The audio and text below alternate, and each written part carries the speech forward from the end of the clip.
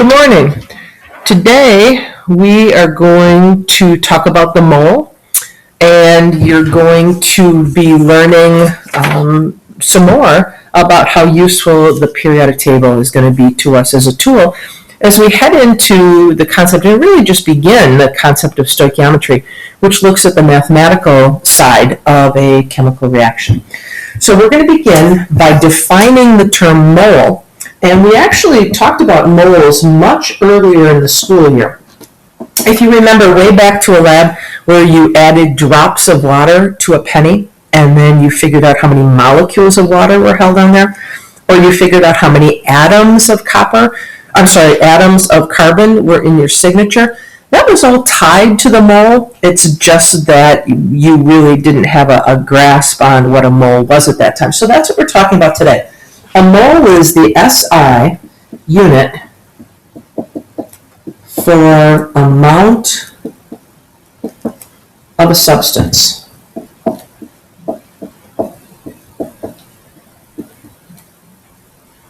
And just like a dozen is a unit that, say, Dunkin' Donuts would use, or a baker's dozen, which would be 13.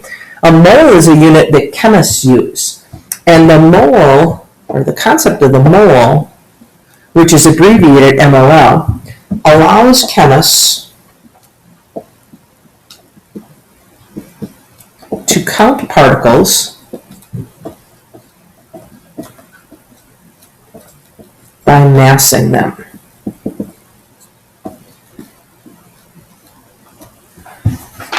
So, 1 mole, and you can pause this recording at any time when you need to catch up on the notes. The notes are also available on the Chem 1 website in the mole unit, and today's topic is molar mass. Okay, well, a mole of any substance, doesn't matter what it is equal to 6.022 times 10 to the 23rd. And we call that Avogadro's number.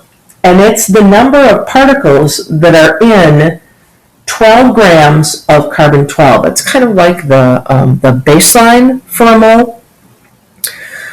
But for our purposes, how we're going to use it in Chem 1 is we're going to use this Avogadro's number to help us convert between particles, which could be molecules, formula units, atoms, and then the mass of a substance, so that we can really dig more deeply into the quantities involved in a chemical reaction.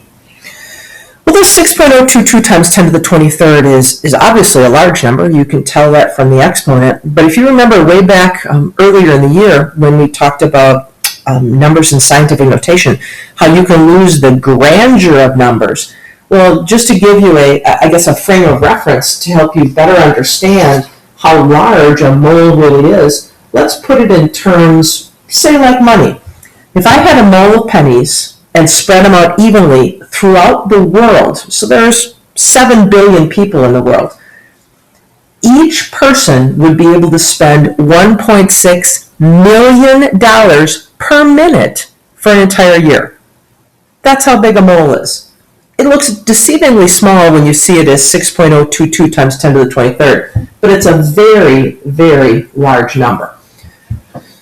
Well, let's see how to use these values now as we move forward. Well, 1 mole of copper equals 6.022 times 10 to the 23rd atoms. Because copper is an element, and the smallest part of an element is an atom. Now, just to kind of review that concept of bonding, remember copper was a metal, and in a metal you've got those cation cores, and then you've got those electrons that move freely, flow freely through that metal, which give it the properties of malleability and ductility and make it easy for it to conduct heat and electricity. Well, if we move beyond thinking about individual elements and we start to think about compounds and look at something like water, which is a covalent compound, And covalent compounds are formed by the sharing of electrons. And you remember what water looks like. We've seen it a number of times now with that bent shape. And then we've got the dipoles. So we've got the slightly negative and slightly positive end of our polar water molecule. But that's the smallest. This H2O is the smallest unit of water that keeps the properties of water. Well, a mole of water, notice the similarity, is 6.022 times 10 to the 23rd molecules in a mole of a covalent compound. Well, there were some other compounds we learned about, and we put these together, these chemical formulas together, doing T-charts. Say, for example, calcium chloride. Well, chloride is the anion, and chloride has a -1 charge. Calcium has that +2 charge.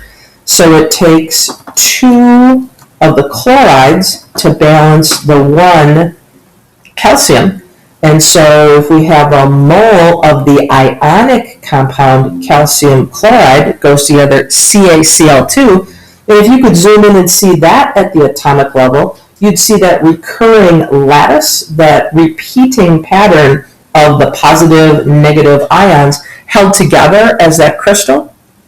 Well, even though it's substantially different in its properties than water or elemental copper, notice the similarity in that if you had a mole of calcium chloride, you'd still have 6.022 times 10 to the 23rd, but the smallest part of an ionic compound is called a formula unit.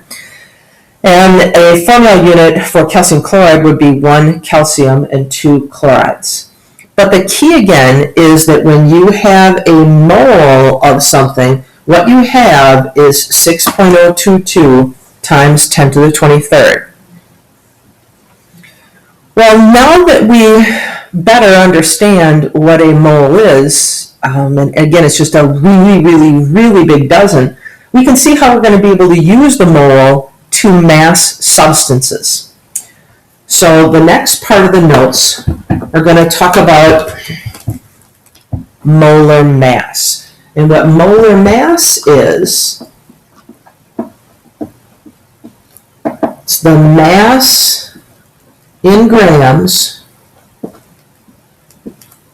for 1 mole of a substance. And